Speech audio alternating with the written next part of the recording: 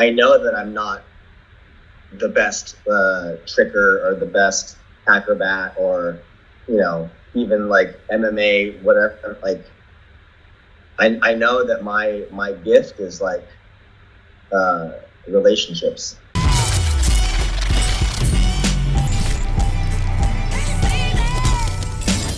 What's up, guys? Today's guest is a professional stuntman who has been a fight choreographer for Superpower Beatdown and was the fight coordinator of one season of Luke Cage. Please welcome to the Jamcast, Mr. Alvin Singh. What up, dude? What up, Travis Long? Man, I feel special. Digitals.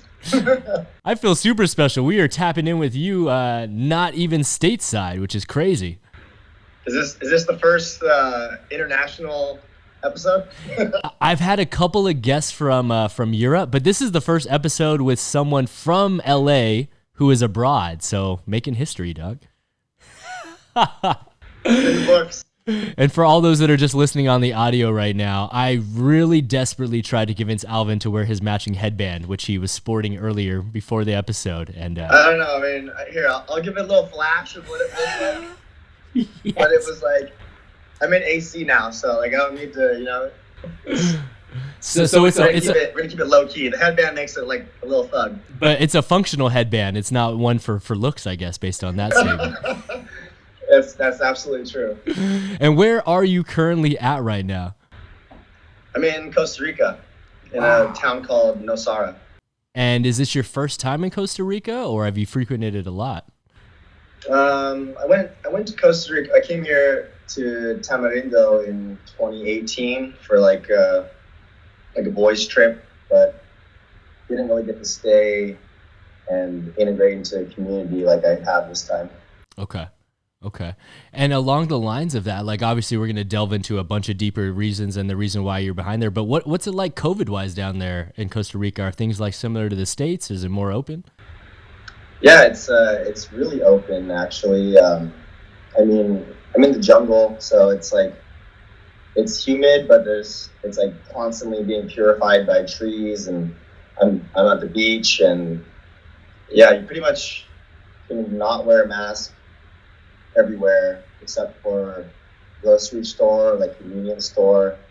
So, like most waiters and stuff, like they wear masks, and like people that are like making food and stuff are like behind like getting juice, but like they don't require you to wear masks. 'Cause most things are semi kind of halfway outdoorsy, kind of like canopy, but like open walls and stuff too. So Okay. definitely not making you wear masks here unless you're like in a store. Now you mentioned you're in the jungle, but we're at least seeing some modern conveniences behind you. I see an AC on the wall and a refrigerator. So are you like in the city, or how far removed are you from civilization?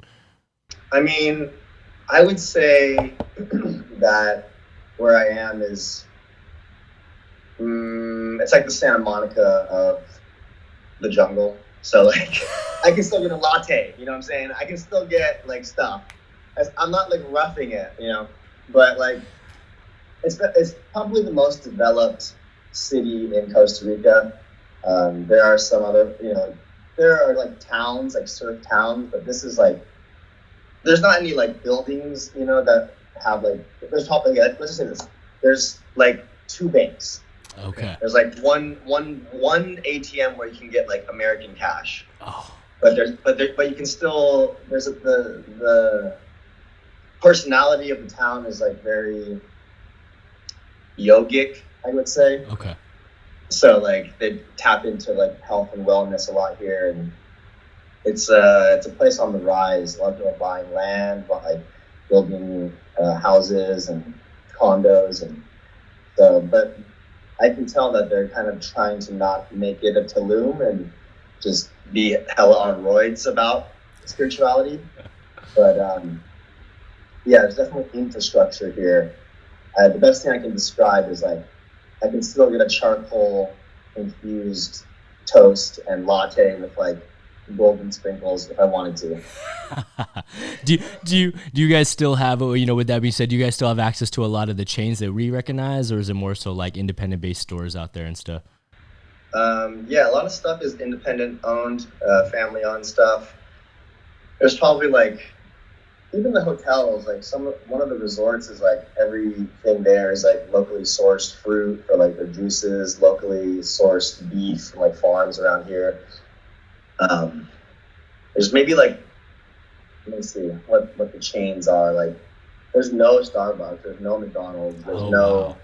there's none of that really. It's like two pizza places. Like I would say it's like people that have kind of worked through their life to make a good fortune in some regard, and then switched to like some other lifestyle and invested their money into like one or two restaurants here, or like a pizzeria, or like a cantina or something, you know. So it's still like independently owned stuff, but it can be on the nicer side. It's a sliding scale of luxury. Okay. You can go full jungle if you wanted to. Yes. Okay. Now, obviously, the reason why you're down there is something that you and I have had conversations about off screen, and it's something I really want to delve into at length. But I don't want to blow within the first like 10 minutes of our talk right here.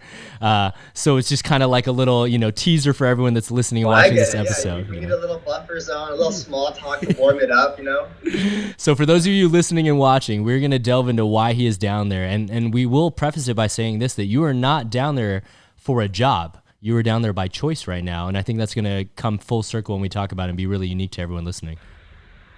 Yeah, that's correct. Hell yes. So that being said, man, one of the coolest things about the Jamcast is obviously being able to invite people that are my mentors, people that are my colleagues, people that are my friends. And you fall into a bunch of different categories because we have performed alongside each other. I've been able to hire you on numerous projects as a performer for me. And to be honest with you, man, some of those projects to this date are some of the funniest stories that still stand out in my mind that I could just go down the checklist. So I'm going to just start with one of my most memorable ones that we could maybe talk about, which is the one time you and I got called to be stunt doubles on a little movie for Marvel known as Doctor Strange. And when we got the call as stunt doubles, we're like, who are we doubling? And long story short, they had filmed a scene previously on the movie. There was like two guys background fighting, and they needed to get a pickup shot because Doctor Strange was going to redo a fight scene that I choreographed, and they needed two guys in the background. And lo and behold, I was able to bring you on. Yeah, I remember that. And I was like, yes, like my first like Marvel like film. And I think it was my first like Marvel like actual like feature thing.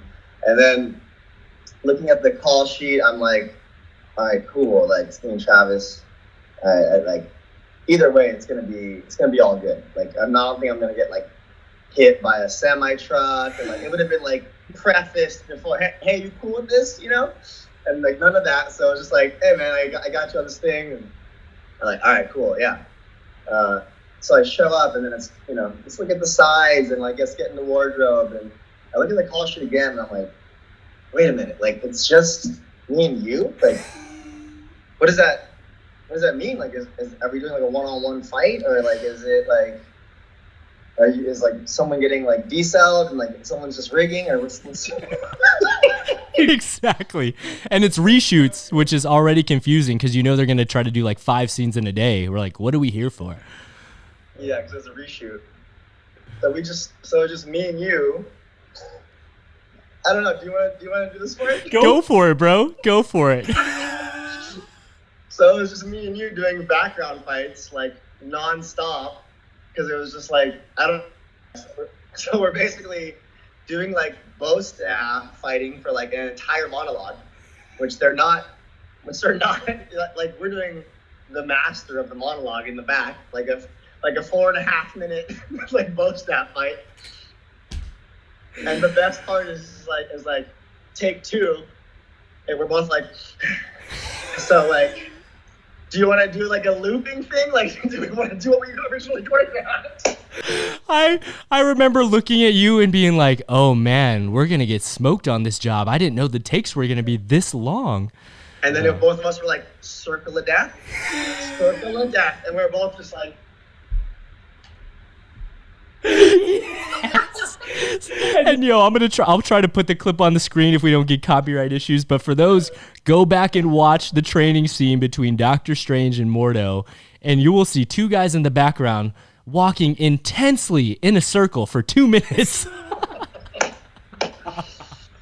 Oh man, that is one of my best stunt like reshoot stories for sure. It's so good too, considering that it was like your first Marvel movie, so you're probably super excited. Like, yes, what am I gonna do today? And I'm so stoked.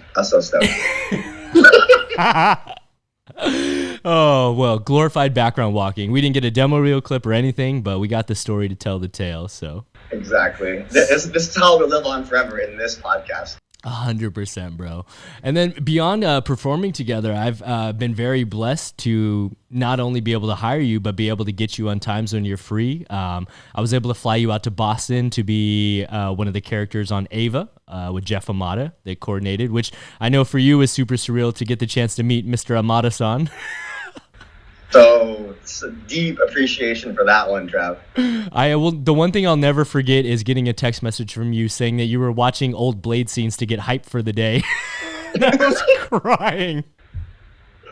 It's hard not to be proud of that. Yes. Which was a super, super fun trip with all the boys. And then some of the other projects that we've got to work on too, that I'll never forget would be a little movie that we got to do. A lot of people may not know it, but it was huge in India. It was their biggest budget movie, known as Robot 2.0.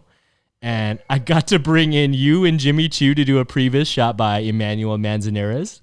And it was 2 days of Jimmy kicking the crap out of you and trying to not let Alvin explode. Oh yeah, I probably like busted like so many bodily capillaries on that previs, that ones that won't come back, you know. It's like, and there's trauma there. There's trauma there, Travis. The one thing that I will never forget that me and Manny talk about to this day is we were in the dance room. We're doing a scene where he's gonna hit you with a weapon, and he did not hold back, and he popped you so hard that I remember we yelled cut, you turned around, you walked over to your cell phone, you picked up your cell phone but didn't look at it, and then you put your cell phone down and went, came back to the fight. Yeah, man. That's actually a perfect segue into like a lot of stuff that we could talk about today on the show, and like the habitual, like I didn't even do anything on it, but I just went to it as like a comforting mechanism to like be like, I need to step away, but I could have just stepped away. But instead I went to touch my cell phone, which just shows how deep that goes. So good, man. So good. And then the one other one that I will never forget, and I'm not going to say who it was, but I bring this up because this movie is actually going to finally come out next year in theaters, which was Minions 2, The Rise of Gru, which was super unique experience where we got to go in there and create action for the Minions characters. And it's supposed to be an easy job where I'm like, guys, we're being cartoon characters, nobody get hurt. And of course, I end up having to take you to the hospital to get a stitch in your head because someone hit you in the forehead. Oh my heavens. Yeah. Although, yeah, that's funny because I have that part of it. I almost forgot actually. The just designing it was like so fun, and it felt like stunts without like the threat of injury, you know? Yeah. Until you got injured. And then until I got fucking stitches, like boom, right there. But I don't know. It's hard to. I used to get mad way more when like stupid stuff would happen and you get hurt on set or you get hurt, whatever, and you like have to like not like say anything, you know. But for that one particularly, it was, I don't know. I didn't really. It didn't feel like he was trying to hurt me or something, you know what I mean? It was like a legit accident, and like freak accident of all accidents. For sure. Yeah. For like sure. Professional stuntman, like let's go of a stick, like it's a rarity, you know. And so I don't know. it was still, it's like we can laugh at it now. Yes, yes. And do you have a scar? Do you have a scar to match the story, or did it heal up pretty well? It healed pretty good. If I didn't get stitches, it would have been a weird shape thing. But at least now it's like a cool, like 45 angled, like kind of cool looking thing. Sick.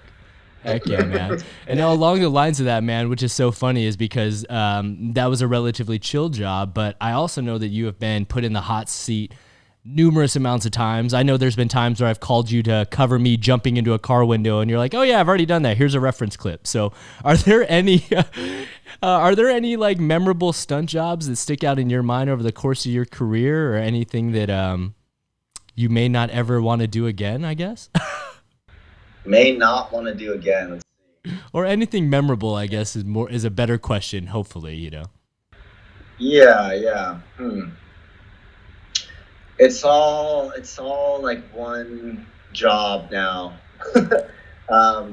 Yeah, I mean, I feel like I've been pretty fortunate to not have done, like, I don't know, stuff that, like, I haven't broken anything. I haven't, like, I don't know if I've, like, yeah, like CTEs and stuff, like probably like minor, but like not, I haven't been hospitalized really to like have like crazy stories. Like I've been pretty masterful at like group fights and like hiding into like the I don't know. I'm always like kind of helping design stuff, even if I'm not really the choreographer or the coordinator, like in the prep space.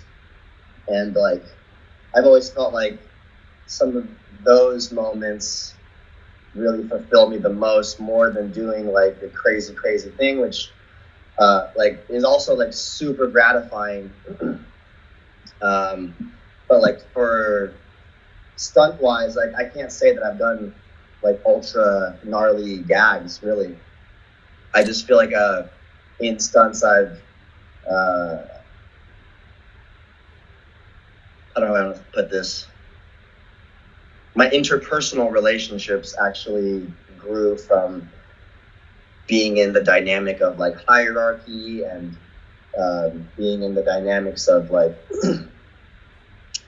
different like gradients of ego and different like ways that people are creative and how to tap into that with and for people, like how to collaborate, you know what I mean, with an ego that isn't aware of what it's doing for the people around and to his or herself, and everyone having to kind of go with that like hive mind for like one, and not having as much collaboration. And other times when like it's kind of open source to everyone throw their ideas in, you know what I mean?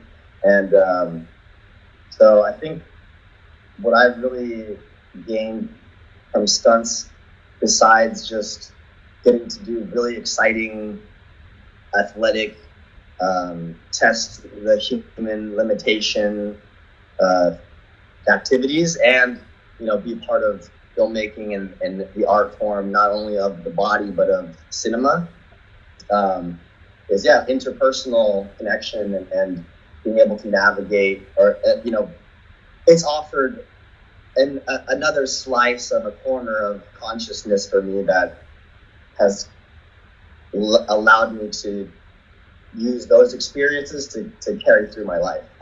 Dude, I think that is probably one of the greatest statements that could have been talked about, where I basically asked you about crazy stunts you've done, but basically what you said, which is you've been able to have a career successful by being a part of so many different things, just by the input that you have. And like you said, the relationships you built. And it, you know, there's no secret why I would bring you on to projects like Minions or 2.0, or, you know, to stunt double on G, or to be on the team for Ava.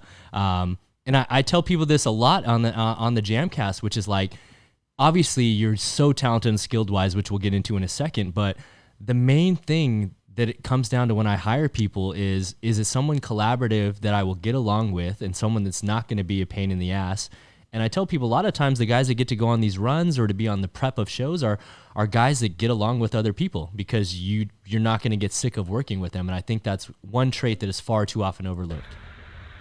Yeah, thank you. Yeah, and like, honestly, like my fear in that question is like, it is surrounding, like, I know that I'm not the best tricker or the best acrobat, or even like MMA, whatever. Like, I know that my gift is like relationships, and it's like, and not really like, I mean, it can go, every topic can go like dark side or like Jedi side, and it can go into a place of like manipulation and people pleasing, and I'm not really talking about that. I'm more talking about like, I'm trying to like understand what is needed here, what is necessary, how can I be most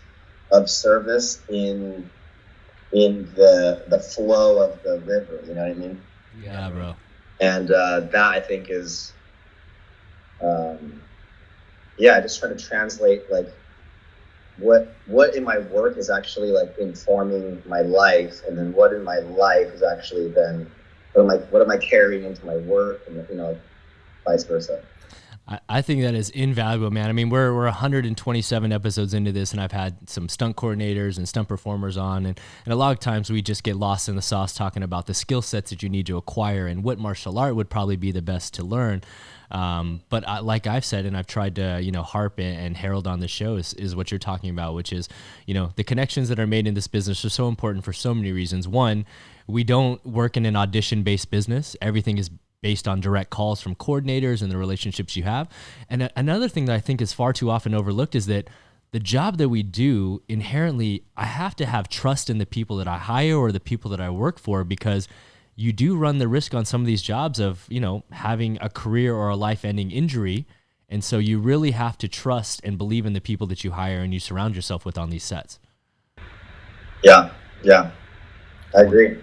Hell and yeah. I've only been in a position to like maybe influence hiring, but not fully hire. And I would do the same thing, just like, unless it's like a specific like, gag that's like, okay, like you got to get Damien or whatever because he's done that and he's bald or whatever, you know what I mean? Like, so I agree. Yeah, it's interesting because it's an industry and a town that's built on like favors and relationships, and skills. So it's like, how do we best, like, what is the priority? You know what I mean? Like, I feel like it switches a lot. Oh, I owe someone this, so I have to do that, and you don't have to do anything, but I ought to acknowledge the favor that was previously done for me, and maybe there's a spot for that person, and so I can't hire this person. And there's a lot of relationship dynamics that happen in this work, for sure. I mean, like anything, but this, I feel like there's a lot of people that want to do it, a lot of people that are doing it, a lot of people that have done it, and there's all these like people that it's like you have to deal with all the time as a person that is in a position to hire, Yep. 100, man. Hustling, like. Which probably will be dead now with COVID times and COVID protocols and stuff. So relationship building is even more important now. Yeah. I loved hustling. I don't know about you, but I like always treated it as like a little heist. So I'm going to be transparent with you because I think I may have mentioned this to other people. I've never had to hustle a day in my life, fortunately, but it is something that I tell people is a crucial part of the industry if you don't have existing relationships, like you said, You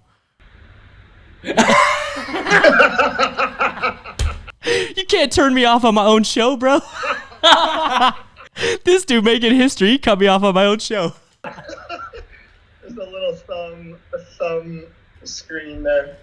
Um, well, I mean, that's cool. You know, everyone has their personal path, but I mean, I don't know if I don't know if I had to hustle. Like it definitely felt like correct though. Like I don't know. It was fun for me. I know a lot of people that it was really painful and like they don't like doing it and they feel like they're like begging or something. I just saw it as like kind of like heritage type, like brotherhood style kind of. I don't know. It didn't feel like that to me. I didn't treat it like that. No, totally, man. And I think I got hustles in the other regards that like maybe more so is like I had existing relationships, so a coordinator would be like, hey, you should come by during this time and just help out and you'll get to meet this person. So they were like informal hustles.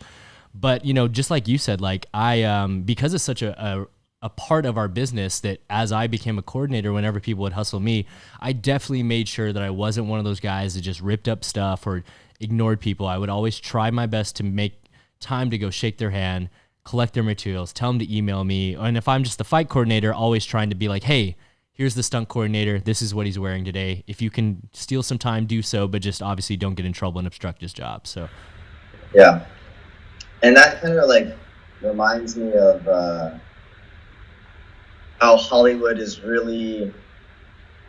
How do I want to put this into like shorter phrase? It helps you to become really familiar with rejection, and that can go many different ways for people. In my experience, like it was kind of like talking to girls, like when you're young, you're just like, I don't care, like just whatever, like take my picture, and like if you ever, you know, it's like take my phone number, like or like try your phone number, like no, you can't. Okay, like cool, thanks for playing, you know.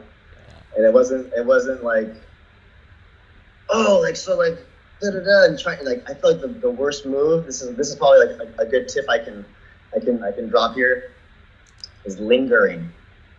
Like don't overstay your welcome on a set because there's stuff going on and like yeah, energy is felt and it's obvious and it's like okay like and yes, you know, people want like they can be compassionate and like I remember when I first hustled and really needed money and just wanted to like soak up the environment of being on a set and like maybe like being really hopeful of being hired that day or like wanting to be remembered, like that's all valid and it's still just not etiquette.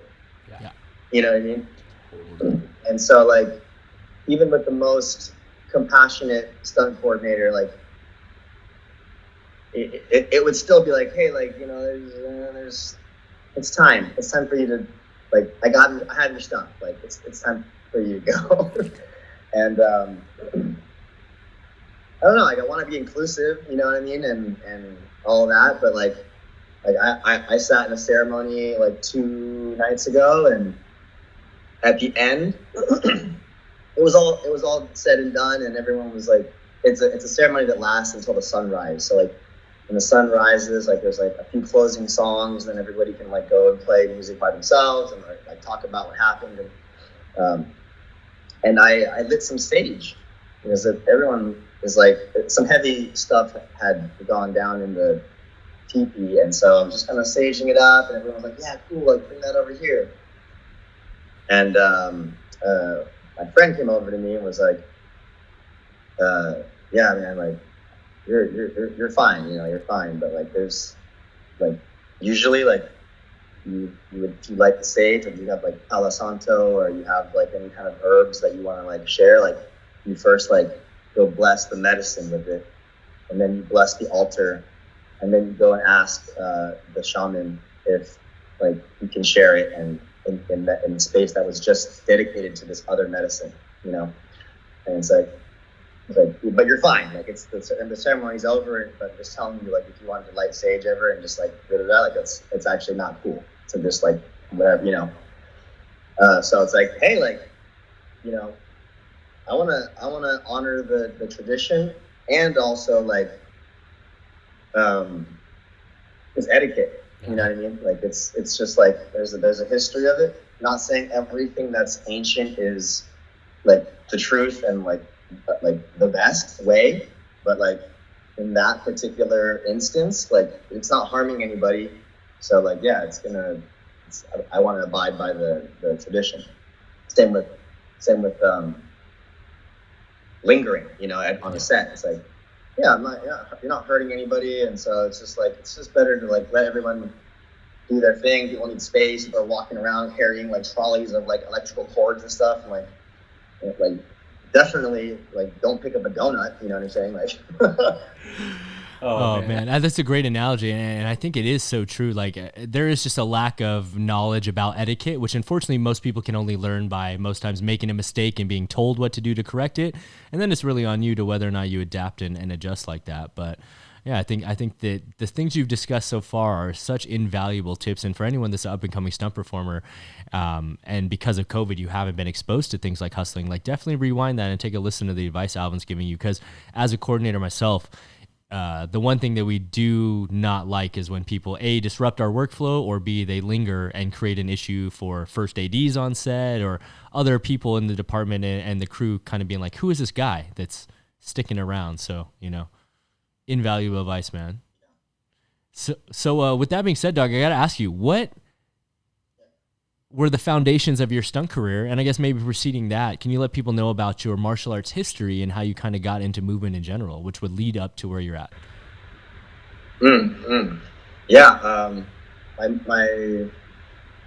guess all of my stunt desires really came from martial arts.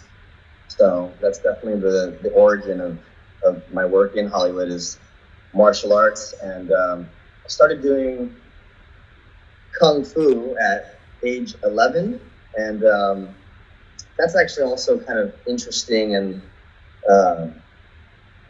it was like an amalgamation of like Kung Fu, some compulsory Wushu stuff, some Southern martial art, some Southern Kung Fu, but he was teaching at a Taekwondo school, so he just kind of took all their curriculum and like made the Taekwondo forms like Kung Fu, and then like only when you got more advanced was it kind of like more like Kung Fu forms that he actually would just kind of make up from different styles that he had done. So I was like, am I actually learning? Like later when I was older, I'm like, what did I just learn? But I was like, because I had to do like Taekwondo kicks and stuff, like I actually helped me to turn my hip over. Totally. Unlike a lot of like Chinese martial arts purists, like they're doing a lot of crescent kicks, and I feel like in stunts, like the crescent kick it hasn't had a resurgence yet. Let's just say. I only see them used when you can tell like an actor or actress can't properly kick, so they're like, just do a crescent and kick the gun out, Yeah, and like, or it's kind of like construed as like more feminine, Yes, exactly. They can be deadly as well. They're just for some reason cinematically they're just less aesthetically pleasing, and they don't a lot of the body, the way that the body moves in a crescent kick doesn't appear to generate as much power as a Muay Thai, Taekwondo, or a hip turned over kick. Totally. So yeah, I went there. Then I actually started training with a woman called Chen Daoyun, who, basically trained me in Wushu for like a decade, actual Wushu, and I competed in Wushu a little bit. I didn't really like competition culture. I really liked training and being in that environment, but I wasn't really much of a competitor. I was more of like an announcer, actually. Oh. And so I would go to the tournaments, and my friend Brendan Sugiyama was like badass, like Tai Chi-ist. I would just go up there with him and hang out. He was the announcer. No, it wasn't. He was like just like OG-ness in like the Wushu community. But Percy Liu was the announcer. I'm gonna go up in the stands and hang out with him and like have like secret sake shots.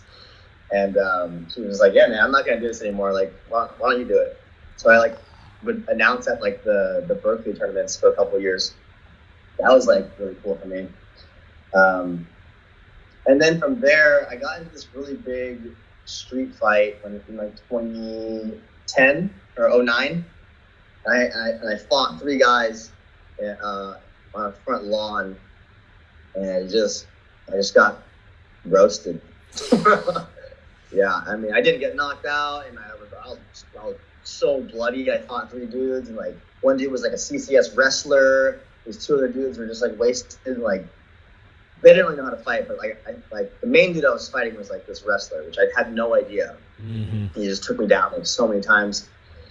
And yeah, from there it was just kind of like my roommate actually at the time, Ramin. He was a blue belt in jiu-jitsu, and he wasn't there, but like, he would show me jiu-jitsu stuff. So I was living with him, and that was my introduction to jiu-jitsu. It was more in and around like 09 or 08. And then yeah, just started doing more striking and taking a bit more a practical approach to it as opposed to a more aesthetic or ethereal approach.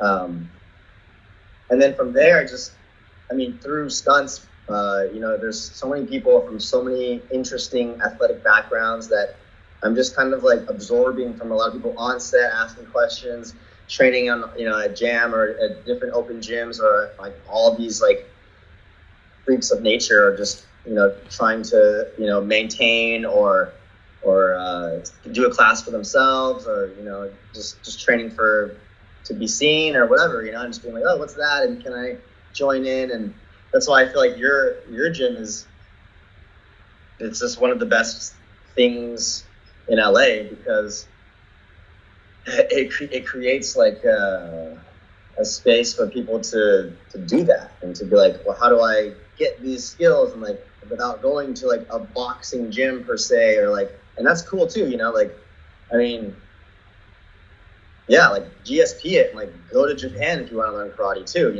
but like also some people just want to train like all kinds of things and basic things, and or focus on something really specific and just be in a safe space with like friends and not have to get oh man, this is a great segue too, and not have to like potentially inherit the trauma of a coach that was beaten with whatever, like a staff or like a ruler, to do back tucks for like 6 hours and do the whole traditional learning in that way. And it doesn't have to be like that. So yeah, you can't really get like, let's say a legit like expertise level at one thing like this kind of like jack of all trades training. But I mean, what are you training for? You know what I mean? Like, are you training to be the best boxer, or are you training to be an all-around stuntman? Are you training to be like the best like wire performer? Like, go do wires all day if you want to do that. Or if you want to be like an all-around guy, you gotta go train at like Rick Siemens and drive at this range, and like go to Gorman and get on some dirt bikes. And so it's like, yeah, what are you training for? Yeah. And back to the original question, yeah, right now I'm really like, I love hitting pads. That's like my that's like my church. Like hitting pads is like, it taps into like, I don't know, it taps into like my sense for choreography, rhythm, and like timing, impact. Like I get like a voice activation from it, and like screaming, like yelling. It's just Muay Thai right now out here is the only martial art really that I'm taking like a class for. There's a lot of jiu-jitsu, and I saw like one kung fu class somewhere at some resort.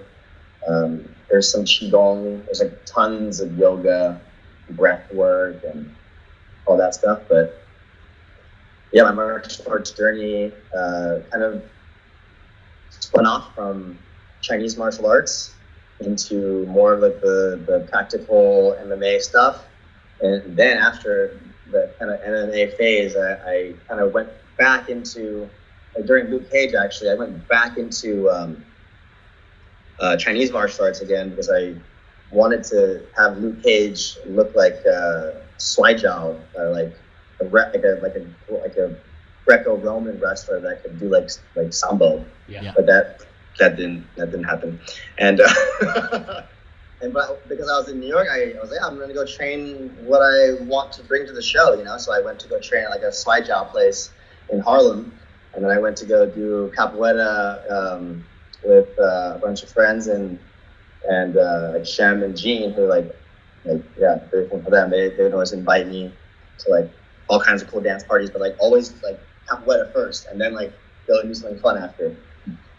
So I just really like all styles of movement, and it's especially martial arts because there's like an anthropological connection to like a country and its like history and like you know, like a lot of the in the Philippines, like, or even capoeira, and it's like a martial art that had to be hidden in dance because of like colonialization. And I think that's so interesting to be able to go in through someone's history of war and find out like the heart of that culture. Yeah, 100%, man. And I think that the coolest thing that your personal story lends itself to is something that we talk about quite often, which is trying to be, you know, like a Swiss Army knife. Like instead of just being a singular blade, trying to have as many different tools in your toolkit as possible. Like you said, starting with traditional Chinese martial arts, branching in from Kung Fu to Wushu, which is so different in itself, and then getting into other things like rolling and wrestling and hitting pads. It obviously lends itself to not only allowing you to perform in various roles, but as you get to choreograph things like, you know, Luke Cage and Superpower Beatdown, it also allows you to draw upon so much knowledge that you have rather than being stuck in one choreographical box, if that makes sense. Yeah. And so along the lines of that, like from someone that's had the chance to, you know, fight coordinate Luke Cage, which is, you know, a series online, to getting to do some of these really cool fights on Superpower Beatdown, do you have a preference between one or the other? Does like one allow you to be more creative or fulfill your choreography more so, or are they completely different? Yeah, they're completely different. I mean, the end product might feel like it's very similar because it's still like a fight on a screen, but like the process is way different for sure. On smaller production like Superpower Beatdown, you know, I get like practically free reign to do whatever I want to do. If I can sell the idea, I mean, it's a similar process. There's less like bureaucracy in between, like an idea getting yes to no. You know what I mean? There's a lot less political things happening. I can have like direct conversations with the director instead of having to go through you know, and like helping choreograph on like recently like Power or this film Rebel Ridge recently was like there's just like there's a hierarchy and there's like protocols like to do like let's say, you know, every morning, this is a very common one, every morning like we all come in and work out, you know, like that's very common. And on an online thing, like you know, there's less time usually, or like even if it's a just an independent film that's like only going to be shot for like 10 days or something, like there's probably like, you know, no time for like a core team to be even put together, or like, you know, like kind of situations like that make the experience different. And also, and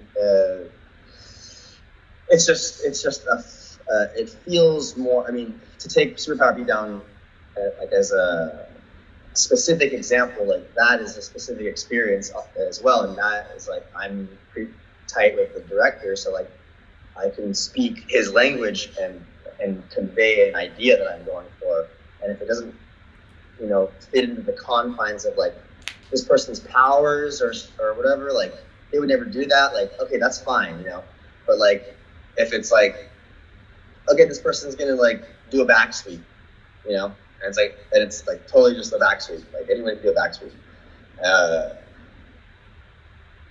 There's another person maybe on a film. Maybe there's another person that's like, no, like I don't think so. Like it's probably like she would use her hand. You know what I mean? Yeah. And it's like, well, none of us are her. This person doesn't exist. So like, are we really gonna fight about like the hand or the foot? Like, you know what I mean? That's like, totally. It's like the fight coordinator's job to be like, no, just put that in the back burner and I'll decide later,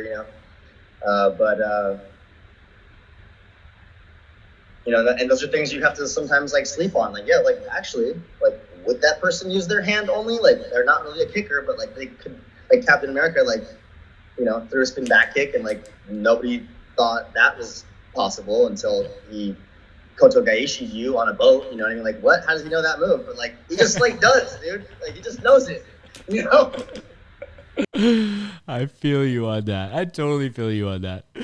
Oh, it's so good, man. And now this is kind of like along the time in our interview where generally speaking, I start to ask my guest, what they're currently working on and, what goals they have for their stunt career. But I feel like this is where we're going to kind of double back on what we opened the episode with, which is what are you currently doing in Costa Rica if you're not there for a job, and how long are you going to be there for if there is an answer that exists for that at all?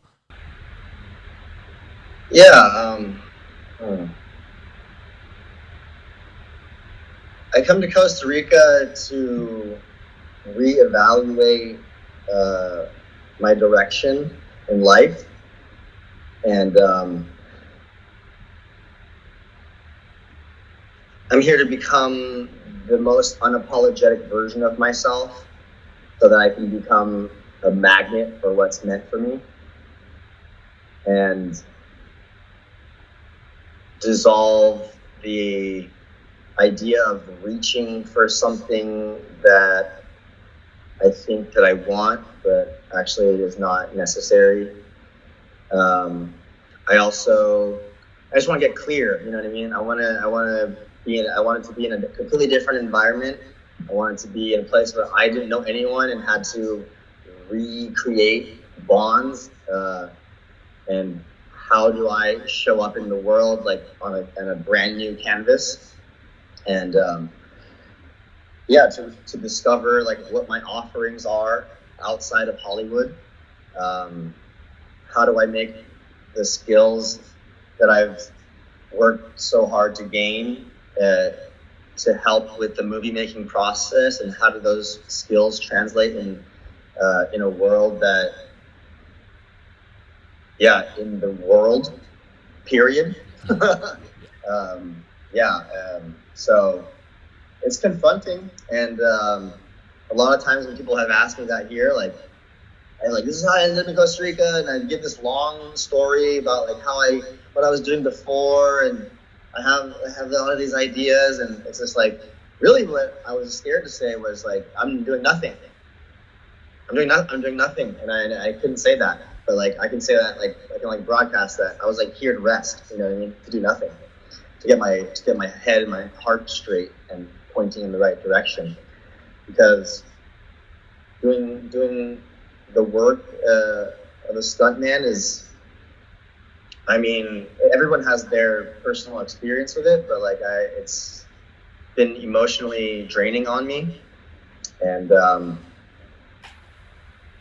I just feel like there's a better way for me, and I don't want to turn my back on stunts either. I know that like this podcast might even just be, oh, he's not doing stunts anymore, like he's not gonna, but like, okay, fine, and if that really is like meant to happen, then like so be it, but I want to be as honest and authentic as I can in every moment with every person, depending on the degree of like comfortability that's happening. And so this podcast is like not any different than that. And I'm gonna say what I'm afraid of and say like how I'm actually feeling and not try to like promote myself in any way, really.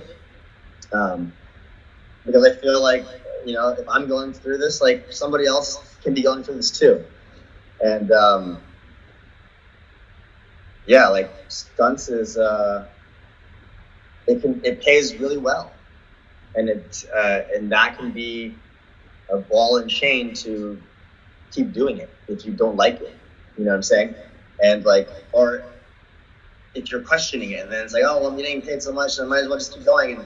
And you know, I'm speaking my own experience, and I don't not like stunts because there's no other place I can get that. You know, to have an idea and then to see it form, and the movie making process is so unique because it's like the actual putting physical manifestation of your dream, somebody's dream, like, and putting it into exactly to see the dream, not like an interpretation of the dream and painting an impressionist thing, like actually seeing the person that I'm dreamed about as a person and the table is the table, you know what I mean? Like to directly transmit your dream so that other people can see it. And that's what's beautiful about cinema. And I can't get that satisfaction anywhere else. The combination of being able to have interpersonal relationships with, you know, actors or musicians that are just trying to get into the business, or veterans of the game that know a lot about like the old paradigm of filmmaking and masculinity, and then compared to like modern generations of, you know, millennial thinking and Generation X and all these people coming together to share their experiences. It's not like you're locked in a room and you're just typing like one man writing a book. It's like all these different stories get to like come together in the same like place, and sometimes like you get to talk to like, you know, a person of, you know, like of the stature of Jimi Hendrix for like 3 days, and then like he's gone. And then it's like this other like dude that comes in that's like a legend, and he gets to, you know what I mean? I mean, you've been there. So it's a unique experience, and I'm not saying that I don't like it, as I'm saying that I want to be able to feel that excitement about many different avenues of life, you know? And I've dedicated like the past decade of my life to the work in Hollywood, and I don't know if that's complete, but I'm feeling pulled in the direction of emotional health and how that correlates with martial arts and the human body, the body intelligence. Like that feels really good to me right now. And so I'm just going with being present with what is calling me. And that's freaking terrifying sometimes to say no to thousands of dollars that you know you can have for doing this thing that you also really like, that you love. Yeah. It's, you know, full transparency for anyone that's a viewer and a listener of the show. This is a conversation that me and Alvin kind of had at length off camera, and what kind of spurred me into inviting you to be a guest so urgently was the fact that you are down there taking time for yourself, and, you know, let's just be fully honest, doing something that I probably need to do myself right now. From the outside perspective, and I see this a lot in, let's not say male dominated, but let's say masculine or adrenaline filled sports or fields. I feel like mental and emotional health is something that gets placed on the back burner because you just have these opinions of the people that you see and the strength that they display and the skills that they hold and possess. And you just constantly associate them with strength and fortitude. And far too often, I feel like the people in those fields, like ourselves, are the ones that most likely are the ones that need to address and confront these issues mentally and emotionally and spiritually, because we can get overrun by them. I sat here listening to everything you said, and bro, they're like daggers in my heart, because they're so true. Everything you said that hits hard. And I think from the outside, a lot of people probably view that I have an amazing life and I'm, quote unquote successful in a societal norm that we view within stunts or within life in general, because I have a nice car, I have a business, I work on the big movies and train actors and actresses. But a lot of people don't realize the struggles that we deal with, either from burnout, from dedicating so much of our time and energy. And I tell this to my friends all the time that I could never work a 9 to 5, but now I work a 5 to 9, which is crazier, right? Like we don't work a 9-hour day, we work 14-hour days, or more, right? And so true.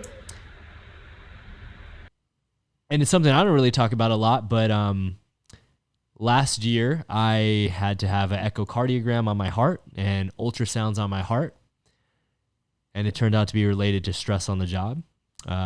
Just this last month, I was in the ER 3 times, and I ended up having 2 urinalysis tests, 3 blood tests, 3 ultrasounds on my organs, and I did a full-on CAT scan with contrast dye and iodine. And they can't figure it out, man. And my doctors think that 99.9% of it is stress-related due to our job and the hours and commitment. And it's like you said, how difficult is it to turn down making $1,000+ a day, even when you know that you're probably killing yourself inside? And it's something that I've been trying to come to terms with for years, and I'm so jealous of the fact that you're taking that first step right now. Well, that makes me feel things, a lot of different emotions with that. And also, I'm just a permissionary, and I'm just here to initiate myself into the next phase of my life, whether that has stunts involved in it or not. And if anybody can do it, it's not easy, but like this is one of the things I kind of want to talk about with stunts is like, what are we training for? And this keeps coming up for me. Like, we're not training for competition. It's kind of like a competition in a way because you're performing, but like we're really like fear is like data. It's like, okay, like my body is telling me to not jump off of this building because I could die, or like, what is that? That's the sympathetic nervous system. So that's like fight, flight, freeze, or fawn. And so, long distance running is like actually like terrible for you. I'm sorry, like all long distance runners, like you're tapping into your CNS, like running from an animal for like a long time, or running to hunt an animal. You're tapping into your sympathetic nervous system, and you're wringing it out. 5Ks. That's like not great for you. Dude, it's crazy. I'll let you continue, but I just have to throw this out there. I ran competitive track in cross country since I was 9 years old, all the way through high school, and put in, sometimes on cross country, 10 to 14 mile runs for practice to do a 3 to 5 mile race. And hearing you say that is like, dude, when I finally quit track, I had such a weight lifted off my shoulders. And to hear you put it in terms of that from, a neurological standpoint, an automatic response standpoint, goddamn, man. Yeah. And then like same with like, this morning too, I'm hitting pads, and I'm like yelling, like, blah, blah, blah, blah, and being like, oh shit, okay, hold on, like I'm about to do a podcast later. I don't want to be all drained out and like have to like, you know what I mean? Like supplement all crazy and like take a nap and whatever. I have like other stuff to do.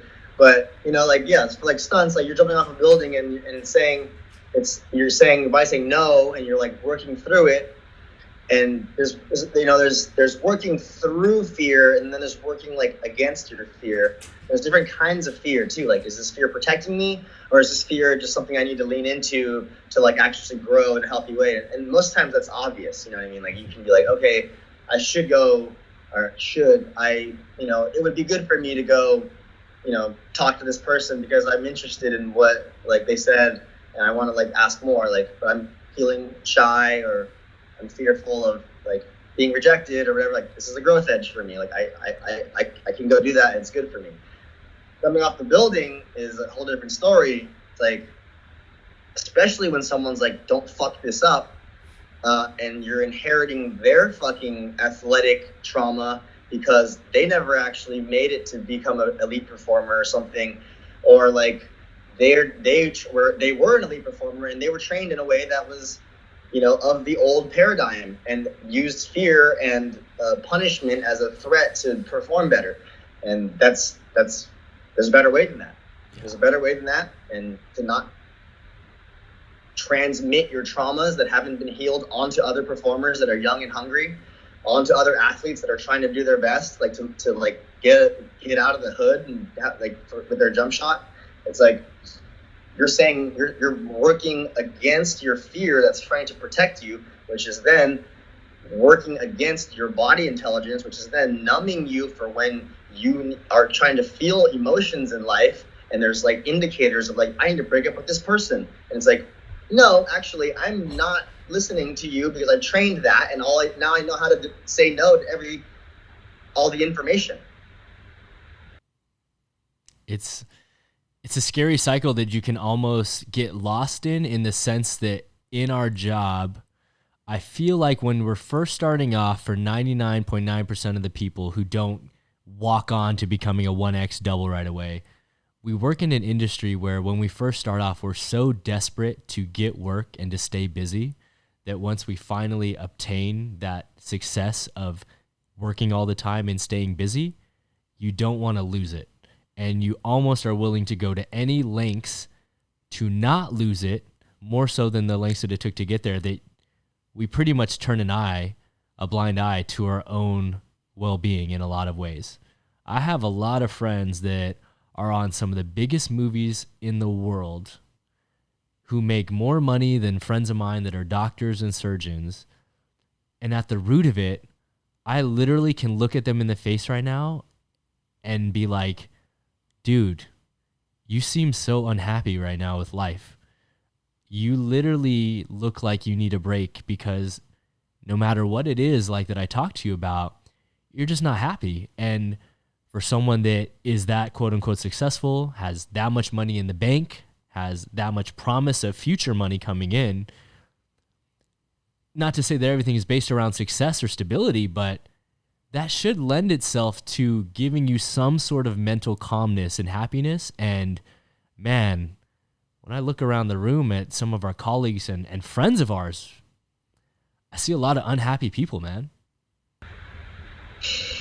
Yeah, I've experienced that too. And like, like a lot of times, like I'll be on set and, it's the business of hurry up and waiting, and there's a lot of like kicking rocks, and you're in holding for a while, and your stunts never go on until after lunch or like 3 a.m. when everyone's all tight and like has like trying not to fall asleep, and it's like, all right, here we go, like do like all the crazy gags, and so like a lot of those times, like you get to talk to people and learn about their lives like all day long, and like, oh, what was your martial arts background, and like how did like it's like doing this like all day like on set, and for me, I'm like really trying to keep this gem like polished and like not like corroding it with like,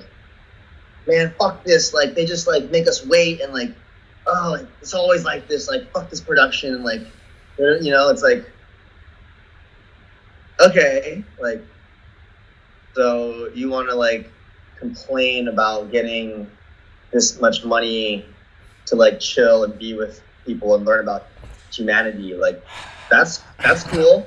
Like, and it's just like what, but like what's beneath that? You know what I mean? Like you clearly you chose to be here because because it pays there's a really great number connected to that. But like what else, man? Like what happened, dog? Like like something happened in between, like where like you didn't, you left the water running, and then like there was no more hot water because like it was just like go go go go. I'm gonna work, and even like I talked to Imada, and like he's shared with me like deep stuff, and like I don't think to share his personal details, but like he was like, yeah, I had to go do qigong to like regenerate my like inner like power cell because I gave it all to movies, and like I didn't know how to. I was like I couldn't sleep enough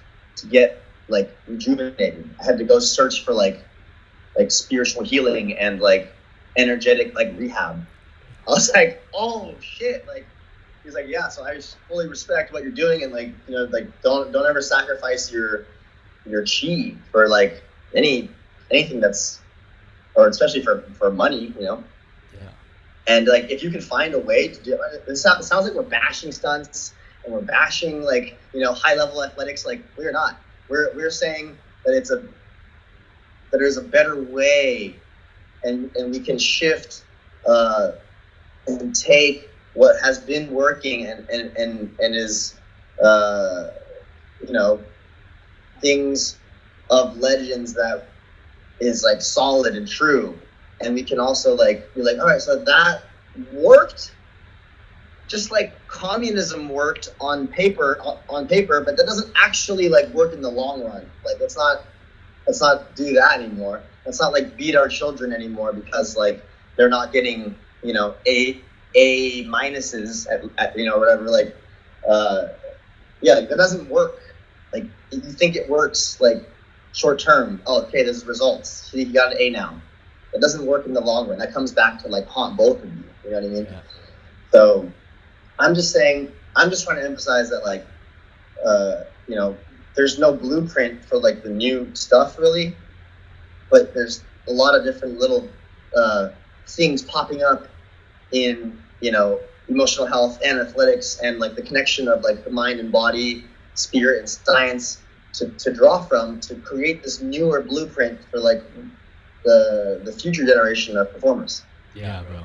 No, I think, and just to preface it, like you said, in no way are we, disrespecting or saying turning our back on stunts, because it has given me more than I ever imagined monetarily and life experience wise. It's allowed me to travel the world and accomplish dreams I had since I was a little kid of being on screen. But I think if there's anything that we can lend to future generations, or maybe I'm hoping that this hits some of our friends that may be listening to this that are established stunt performers. I think people need to be a lot more open with self-assessment and being very receptive to where you're at in your life. And I think that the biggest thing that I saw in my personal life, and I'm not speaking for you, but I'm speaking for myself here, which is when I first got in the industry, I was so goddamn happy to be on sets. I remember saving call sheets. I remember taking pictures of taking pictures of the food that they catered. I'm like, this is amazing food I'm getting for free. I'm getting steak on set today. And I don't know at what point it switched, but I definitely hit a point a couple years in where I was on the biggest movies. I was getting the calls that all my friends wished they were getting. And I was miserable. I was going to bed with anxiety attacks, not sure if I was going to die or get injured on set the next day, which would inherently translate over to my personal life and the relationships that I had with my family. I remember, taking it out even in conversations with my mom and not speaking to her in a way that I need to be speaking to my mom because I'm stressed. And I can be very, very forthcoming and truthful in saying that I lost some great relationships that I had with women that, looking back on, I didn't treat fairly simply because I was so caught up in almost feeling bad for myself. And in reality, like, I didn't need to be feeling bad for myself. I was living out my childhood dreams, making more money than imaginable and doing the things that everyone wanted to do. But I was just so unhappy from being stuck in this system and feeling that I didn't have time for myself. And I never took the forced breaks in times like you're doing right now, where it just compounded and compounded and compounded. And then before you know it, you feel like you're in quicksand up to your neck. Or I feel like I'm at the bottom of like 100-mile hill and my mental stability and happiness is like way at the top. And I'm almost just like, fuck it. I'll just put my head down and keep working and keep grinding, because you get worried that you're going to not get those calls anymore. And it took me getting to this day and age and talking to people like yourself and some mentors of mine saying things like, if the phone is ringing, that's a good thing, because it will continue to ring. It's if you're not getting those calls that you should be panicking. But they're like, if you're getting those calls right now, you can afford to take a week or two or a month off, because you are in the mix of getting those calls. And it's something that I just never did, man. I pushed and pushed and pushed, and I have all the credits and accolades, so to speak, on my stunt resume to speak for it. But fuck, man, I lost a lot of relationships, and I lost a lot of time, and I lost a lot of myself along the way, for sure. Yeah, and what's coming through right now is like the sense of like the scarcity versus abundance like talk, where it's like, oh, I'm never gonna get those calls, I'm never gonna work again. Like I like prayed for the day when I would feel like not worried about never working again. Like when I reached that point, I was like, oh shit, like I haven't thought about that in a while actually. Like, holy shit, like that's when I kind of started to feel like, oh, did I make it? Like, and then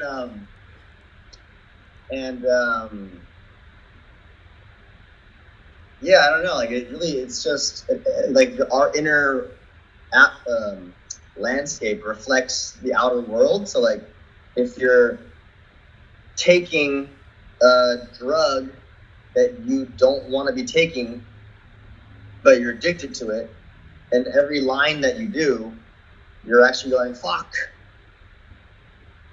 why did I do that? But it feels good. You're like sending a message to the universe that like, oh, so you want stuff that you like doing and feels terrible. Here. Like, you know what I mean? Like, so like, I don't know, like it's operating from a place of scarcity, and so you'll just get that same experience on repeat until you learn the lesson, and I feel like it's really hard when it's attached to like a number of money that feels stupid to say no to. Yeah. But like it's also like, well, Ferris Bueller, like, you don't stop and look around once in a while, like you'll miss life. So does your life want to be all about making movies? And if it does, like, dude, like there's some ride or dies out there, like yeah, get it, you know what I mean? But if every illness like starts with a whisper, before it becomes like a scream. Even when you're about to get a cold, there's a little whisper of like, I have a little there, like maybe I shouldn't go out tonight, but whatever, like, vodka like purifies, right? Like vodka is like a disinfectant, right? So like, but then you get sick. So so it's like, I don't know. For me, like I'm actually wondering to ask you, while you were talking, this question emerged in me that was like, taking a break from an environment or stress related stuff, like is taking a break from it, yes, it helps to regenerate your hormonal balance, but also like what are some practices that you do when you return to like crazy hours of filmmaking and like the demanding, uh, you know, bosses that like need things from you. I totally appreciate that because I was gonna kind of ask you a similar thing and then lend some advice that I had. And for anyone that's listening and watching, I would say, you know, the one thing that I hope my friends and what's crazy is that I have some friends of mine that I hope listen to this talk we're having right now. And so for anyone out there, I'm going to talk about like some advice that you should be aware of and then advice that I personally take in my life.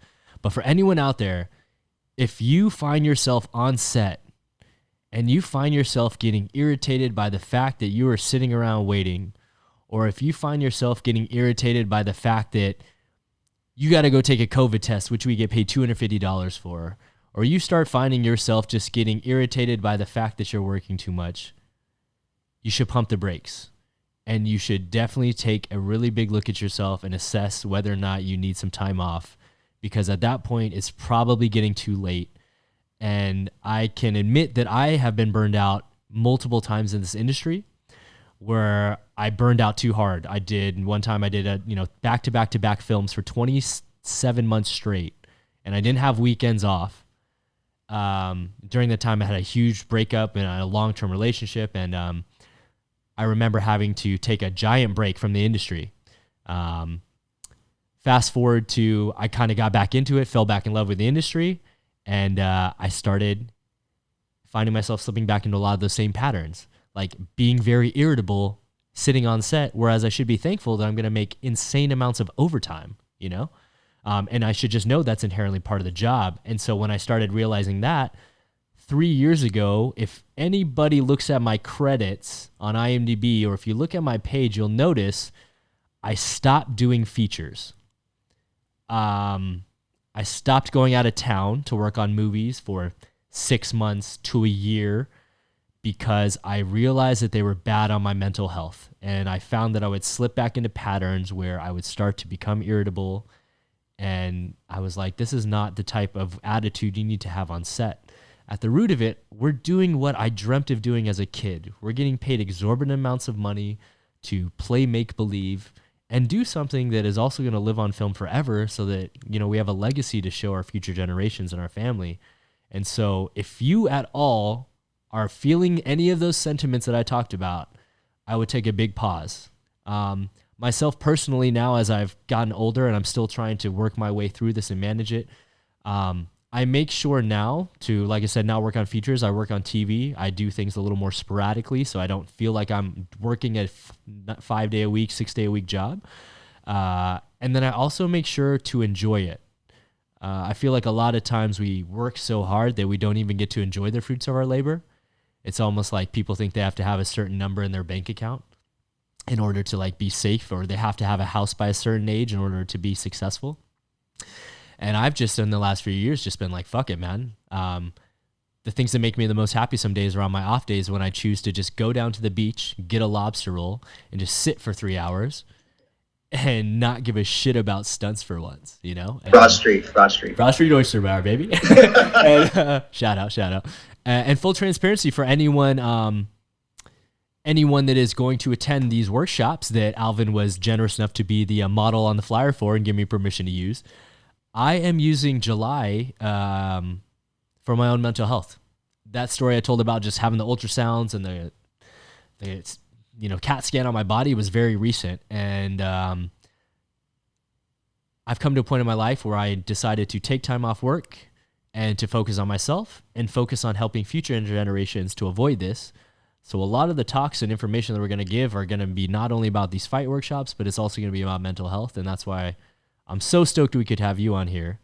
And so what advice and what things do you kind of put into your daily life at this point to help deal and manage with stuff?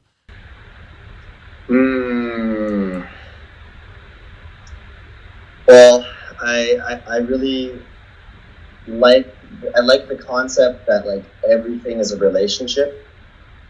So like, beyond like people to people, like what is your relationship with coffee?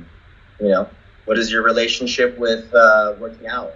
Like, are you actually hiding there? Are you hiding in the gym from what you need to be feeling and hiding in your flow state? Are you You know, are you like going and doing parkour because that's your drug? Like, are you going and, you know, and it feels great too, you know what I mean? But like, also like, I need to hit pads, and I'm like, and I find myself like, I can get lost in it. I can get lost in hitting pads. And like, from that, like, I have to monitor myself and be like, oh shit, I don't want to be tapping into my CNS like that, like for too long, and I need to shorten like the intensity, or I need to decrease the intensity during the round, and to monitor that type of stuff has been really alive for me right now. Um, there's like the concept of purpose has been really coming up too. Like, does that even exist? Like somebody's dharma is like, oh, like what do you meant to do here? And it's like, to be a stunt performer. Like, is that what I'm meant to do on Earth? Like, I don't know. Like, maybe that's one avenue of a thing that I've done and that I do. But like, am I gonna attach that to like, I am a stuntman? Like, does that complete me? Like, I don't agree with that. Like, I believe humans are verbs and not nouns. So like, I was talking to my friend the other day, and she was like, my purpose is being in absolute presence with every moment, and the moment tells me how I can be the best version or the best service to the world. Like, the moment tells me. Like, I don't go and fucking, okay, I'm gonna like da-da-da-da. And then I was like, yeah, and you can also curate your experience. What experience do you want to have here on Earth, you know, in this time? What experience do you want to have? I'm gonna go get these things so that I can be in presence with like these tools in mind. So it's like, you know, it's and consciousness, which is like, it's both.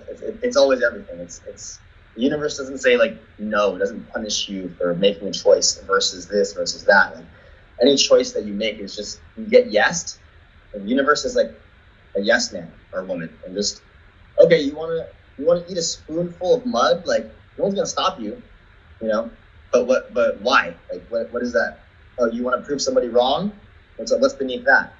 Whatever the basic distilled energetic code of that is the experience that you'll have on over and over until you can get clear with what your internal landscape, the intention of it is.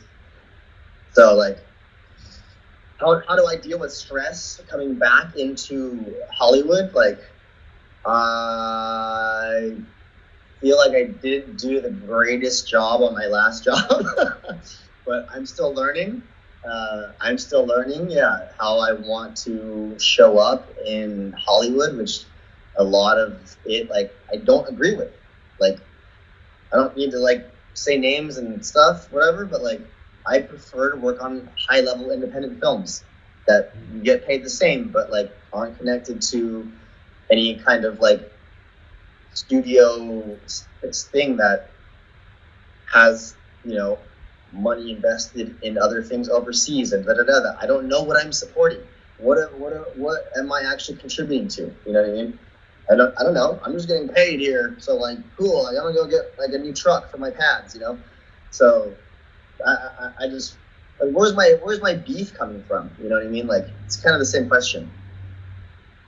So I don't really know exactly how to answer with a solid list for you, little tips and tricks to give people about stress, but besides like the awareness, like to like, yeah, you know, like super basic things like meditation and journaling. Like, journaling is a direct link to your subconscious.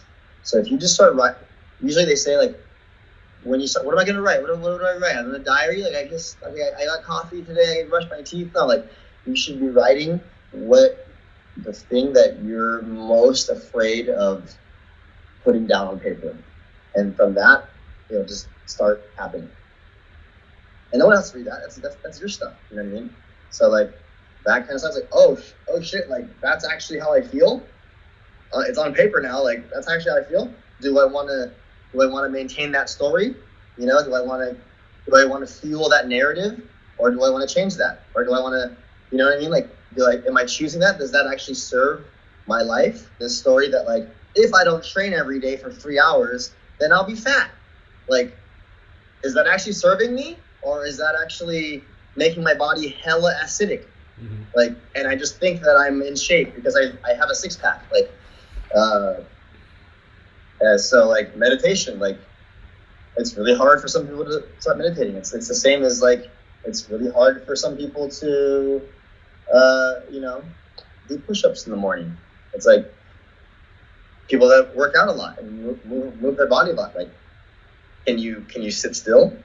You know, people that sit still all day long eat hot dogs. When you do a few push-ups, like, it's just like, what balance do you need? You know, and to come back into, like, set life and being on location and, you know, long nights. I don't have like I don't have a book, you know, a TED Talks for that yet. But like I I think that those kind of tools, those basic tools of, like, just being able to be honest and look at yourself and step outside yourself and observe your behavior. Like, we are not like what we do and things that we have. It's like we're actually just like this beam that observes, that can be observing. Like, oh, I chew really loud. I didn't know that. Like, you know, what are the things that, if you, like, put a video camera on yourself all day long, like, what are you actually doing? You know what I mean? Can you be the video camera? That's the only thing I can think of, like, right now. And just being able to have compassion for people. Like, you know, you go on set and some ADs are you know, they're paid to be like the drill sergeant. You know, like, this is the time we gotta next move to the next scene. And it's like I used to get so triggered by ADs, and because it was something that was happening in me, though. I was like, after a while, I was like, oh, that's like their job actually to be an asshole. Like, what's going on in you actually, that in me that is so triggered? Like, anytime you're triggered, it's really just, you're just getting a reflection of yourself, a part of you that you don't like, seeing in somebody else. So you're like, oh, stop doing that. You're being too similar to me. You know what I mean? So it's like, I was triggered by AD, so I was like, oh shit, am I, like, actually, like, really bossy and like, no, you know, I don't want to be like that. So, like, you know, so yeah, I don't know. I find it really difficult to talk about too, because, like, I'm like thinking about, like, never being hired again. It is my truth, and I feel responsible for speaking it. And I just don't agree with some of the wounded masculinity that goes down in stunts, and it's hard for me to, like, sit by and, like, not say anything, because who is that doing a favor for, you know? And so it's hard sometimes for me to, like, keep my mouth shut in times like that, when it feels like a principle, like, value thing. I'm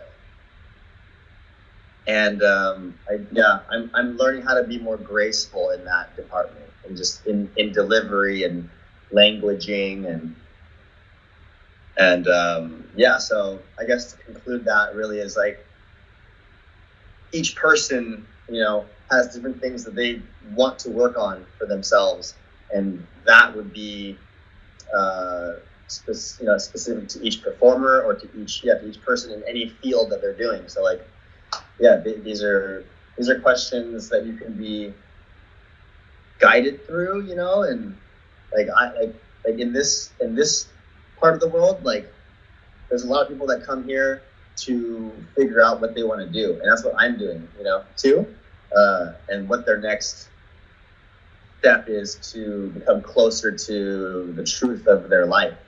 And, like, there's a lot of support you can reach out for, so that you can get help with how do I want to be.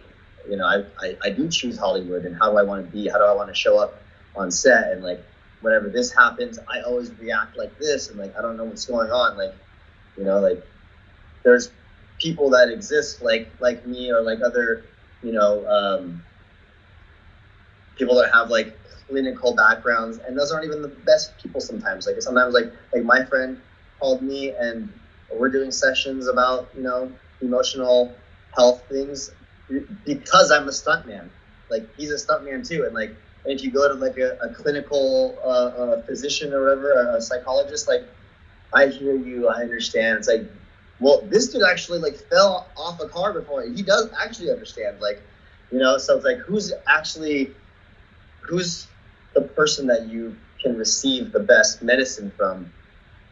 Who's the person that you actually want to take the advice from? You know what I mean? Like, and to just normalize therapy, to like normalize and actually like encourage like the reaching for support to take care of yourself emotionally, physically, spiritually. Totally, man. It's you've hit home on a lot of topics in here, and it's I hope that it's not falling on deaf ears amongst everyone that's listening and watching. So this is a question I always leave with, so I'm kind of curious to get your answer on it, especially with the mindset you're dealing with right now. Where do you personally see yourself 5 years from now, and then where do you see yourself 10 years from now? Oh! And if you don't have an answer, that's an answer too. Yeah. I mean, I definitely don't have an answer for that.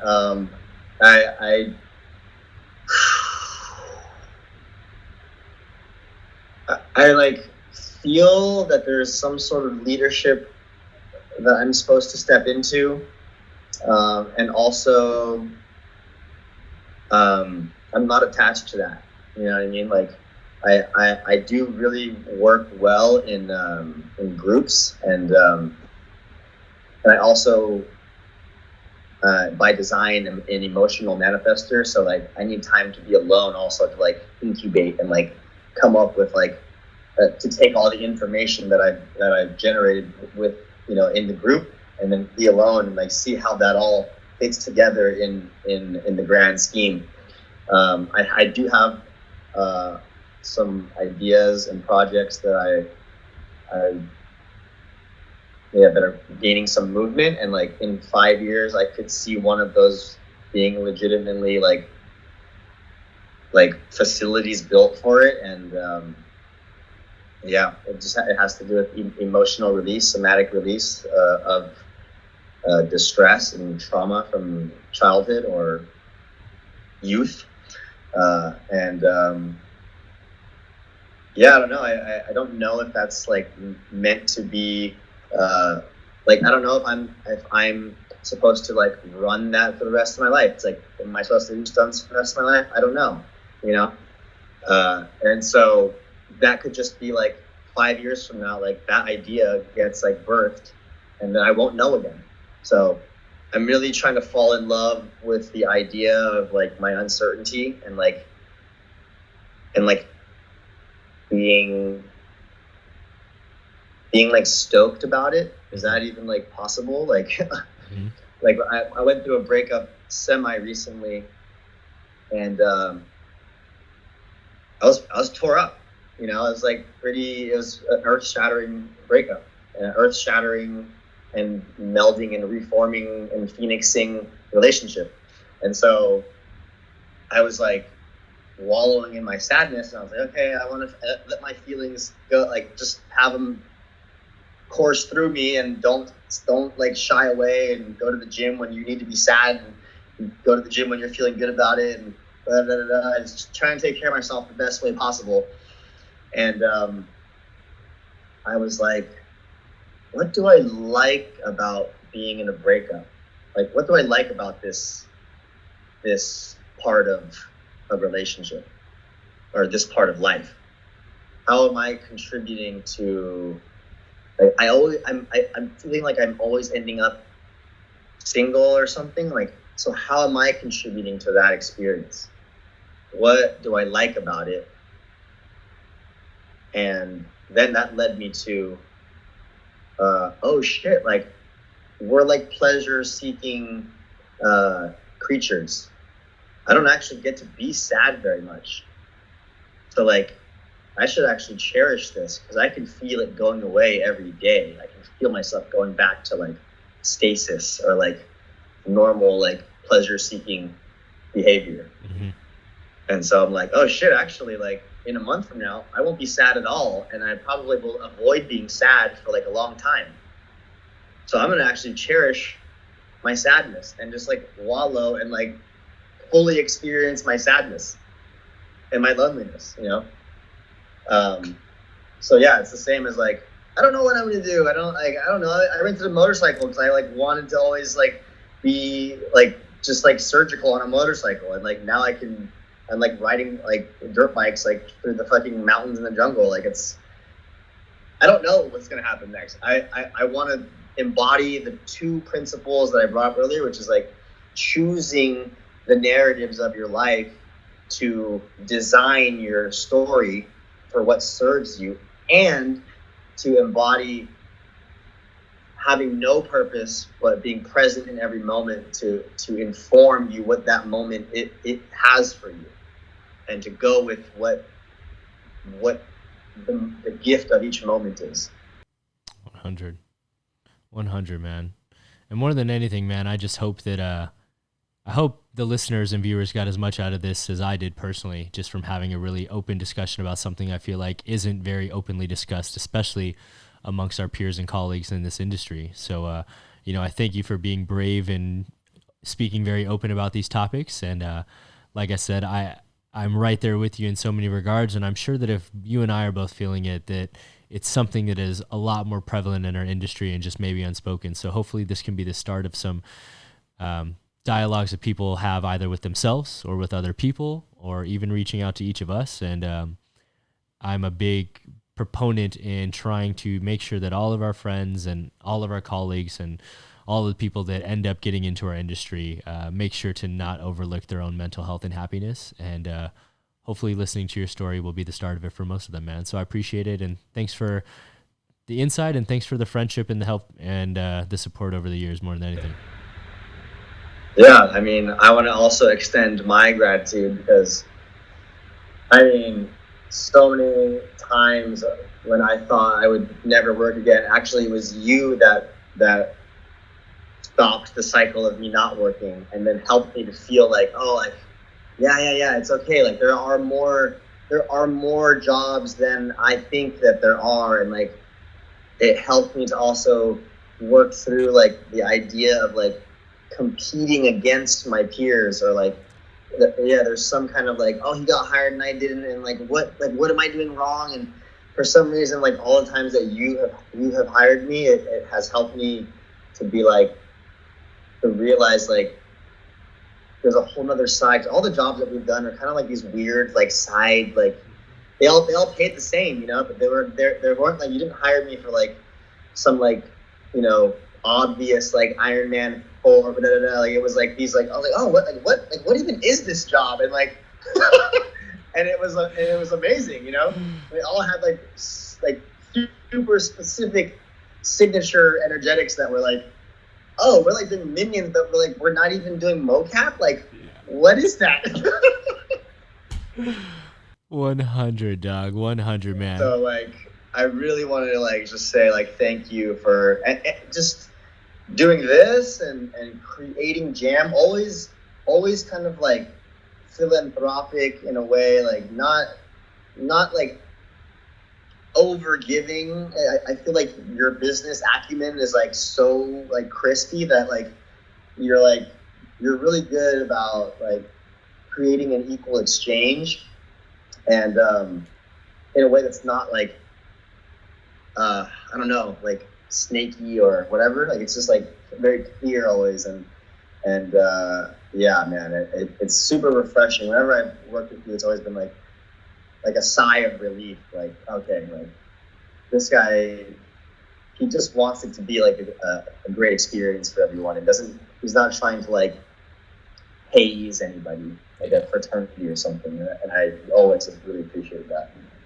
Hell yeah, man. Well, like I said, much more to come, and don't be worried about the phone not ringing because I'll still call you. So you just take care of yourself down there and do whatever you need to do, man, and we'll be here waiting for you. So, with that being said, can you just let people know where they can stay up to date with your own personal journey should they choose to follow you or maybe want to reach out to you and talk about some of these issues and stuff? Yeah, the best place to reach me is on the socials, Instagram. My handle is at Alvin, ALVIN, _ my last name, HSING. Perfect. And we'll be sure to include it on the screen. And, again, thanks for coming through, man. I really appreciate it. Yeah, you're welcome. Thank you, Trav. Hell yeah. Yo, with that being said, guys, please be sure to hit that like button, comment, subscribe for brand new episodes each and every week. Join us every Monday for Jam Breakdowns and every Friday for brand new Jamcast, interviewing influential members of the movement community like Mr. Alvin Singh himself. So that being said, guys, I'm going to give it one more very quick and special shout out. Thanks for coming through, homie. I really appreciate it. Thanks. Hell yes. And as always, guys, coming through, I'm your host, Travis Wong. Thanks for joining us here on another Jamcast. Until next time, we'll see you all soon. Peace.